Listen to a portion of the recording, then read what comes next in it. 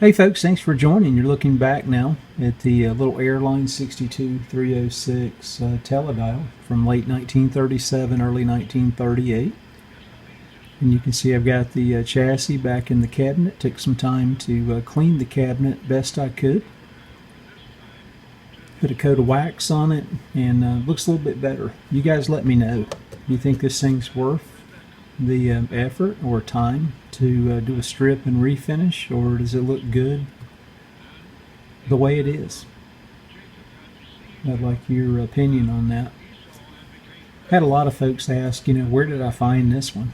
And I didn't cover that when I did the introduction, but this came from an estate sale. And I don't really typically hit estate sales these days because it's very tempting to spend money versus save money. But the price was right on this. I paid $30. And when I saw it with the cool dial, even though looking inside the radio, I kind of had a second thought just to let it be. But anyway, I walked away with it, and you can see here, weeks later, we've got it playing again. So it's been a lot of fun. Hope you guys have enjoyed the project itself. Still a few things that are still pending. The green eye tube is weak, and that's not uncommon. I went through a few here I had in my shop, then got the same results, but I think I got a few others stashed away I want to try.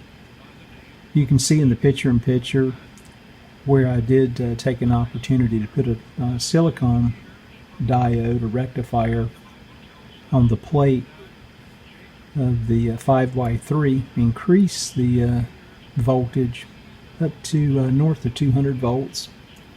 And you can see me oscillating back and forth, just doing some video editing, what the green eye performance looks like north of 200 volts versus just under 150 volts on the B plus side. I elected not to make the circuit modification at this time, so I'll just throw another green eye in and see what the performance looks like.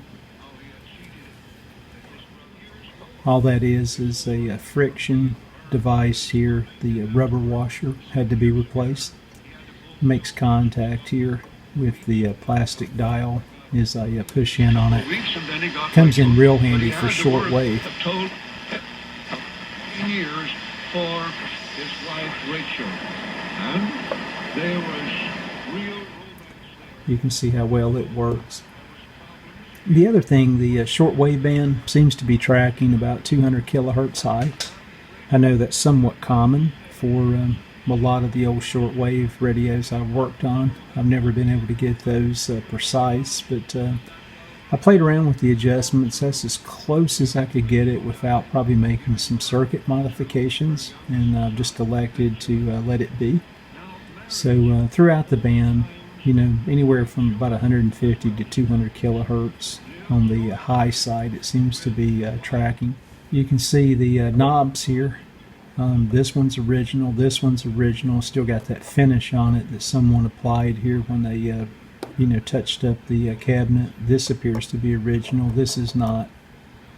So I think my dad said he had one of the original knobs here for the Airline. I'll go get one from him, or just pick up one at one of the radio shows here that's upcoming. I'm not sure if I mentioned the transformer or not. The power transformer, after letting the radio play for about 5-6 hours, it's a little warmer than I would like. The whole radio itself is drawing, let's see, about 0.31 amps of current, so it's not a whole lot. The bad thing is the rectifier tube, sits within like an inch or so of the transformer itself. It generates a lot of heat, well over 200 degrees Fahrenheit. So that may be more of the issue itself.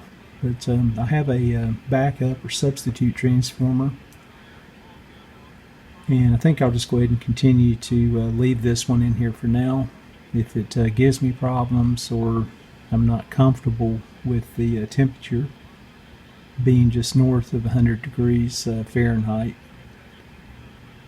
I'll swap it out, see if we can get any improved results. But you guys let me know what you think on the refinish this spring, this summer. Is it worth stripping, doing a refinish, putting in new grill cloth, or just let it be? I appreciate you guys following the series. It's been a lot of fun working on this radio. Had some unique challenges. And we'll conclude the video now just by me tuning around here using the Teledial feature.